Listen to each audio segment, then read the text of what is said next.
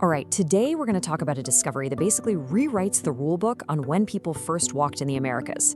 It's an incredible story, one that's preserved in ancient mud, and it challenges, really challenges 100 years of scientific thinking. And what's wild is, it also confirms a truth that some people have known all along. So, let's get into it. So our story starts right here, in what are now the stark white dunes of New Mexico. But you have to picture this. 23,000 years ago, this was no desert. It was the muddy shore of a giant lake, Lake Otero, and it was absolutely teeming with life. And right there in that mud, people left behind the most personal trace imaginable, their footprints. For a really long time, we all thought we knew the answer to this question. It was kind of settled science. But what if the textbooks were wrong? Not just a little wrong, but wrong by thousands and thousands of years. What if people were here not after the Ice Age, but right in the middle of it? Okay, so back in 2019, a research team is excavating these amazing footprint layers, and they start noticing something else mixed in with all the tracks, these weird, mysterious drag marks. Suddenly, this wasn't just about people walking. This was evidence of technology, a clue to how people were actually living and moving across this landscape. The researchers figured it out pretty quick. They were looking at evidence of a travois. Now, a travois is a brilliant piece of engineering in its simplicity. It's basically two poles used to drag heavy stuff. And it's a technology that is just so deeply connected to Indigenous history all over North America, used for carrying everything from firewood to supplies, even children. Finding one this far back, it's literally groundbreaking. And what's so cool is how they figured this out. It wasn't just one kind of mark. No, they found these long single grooves. Maybe someone was dragging a log for a fire. They found wider, shallower ditches, but the real smoking gun was the double grooves. Two perfectly parallel lines with human footprints walking right down the middle. Come on, that's not an accident. That is purpose-built transport. The footprints, the travois marks, that alone would have been an incredible find. But then the team dated the sediment layers where everything was found. And the results? Well, they sent a massive shockwave through the entire archaeological world. The date just seemed impossible. So this is the real bombshell. For the longest time, the story was Clovis-first.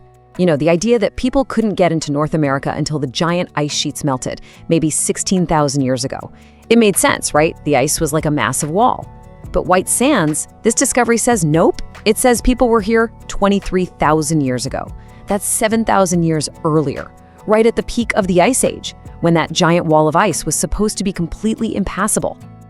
Look, when you make a claim that big, you'd better have the evidence to back it up. And the scientific community, rightly so, immediately put this White Sands date under an intense microscope.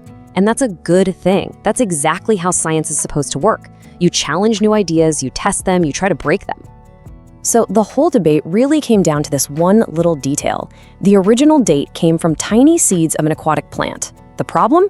Well, those little plants can suck up old carbon that's been sitting in the groundwater for ages. It's called the hard water effect, and it basically meant the seeds might be telling you how old the water was, not how old the footprints were, a potentially huge problem. And skeptics, like the paleoecologist David Rode, really hammered this point home. And it was a totally legitimate doubt. You couldn't just ignore it. If those dates were off because of this hard water effect, the whole paradigm-shifting discovery was basically toast. Everything was hanging in the balance. So what do you do when your groundbreaking discovery is under attack? You don't argue. You go back and get more data. The research team came up with a brilliant plan to answer their critics once and for all by finding totally new ways to date the exact same layers. So the team went right back to the original spot. Their mission was to find two completely independent lines of evidence that couldn't be argued with. First up, find pollen from trees and plants that grew on land, because they only get their carbon from the atmosphere. And second, find quartz sand grains from the footprint layers themselves, which they could date with a totally different scientific method. And here it is, the big reveal. This is just beautiful. First, they dated the conifer pollen, stuff from land, no hard water effect possible. The result? Boom, a perfect match with the original date. Then they used that totally different method, luminescence, on the sand itself. Think of it like a clock that starts ticking the last time the sand saw sunlight. And guess what? It also confirmed an age of at least 21,500 years. So you've got 3 totally different tests on 3 different materials, all pointing to the exact same impossible conclusion. The first date wasn't a fluke. It was real.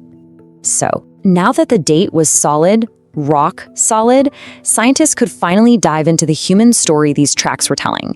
And let me tell you, in a small area, researchers found over 90 distinct human tracks. This wasn't some random spot people were just passing through. This was a place they knew, a place they lived in. And it's these little details, these tiny personal moments that really get you.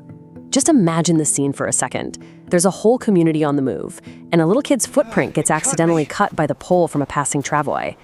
In that one single fossil, you can almost feel the chaos and the energy of family life 23,000 years ago.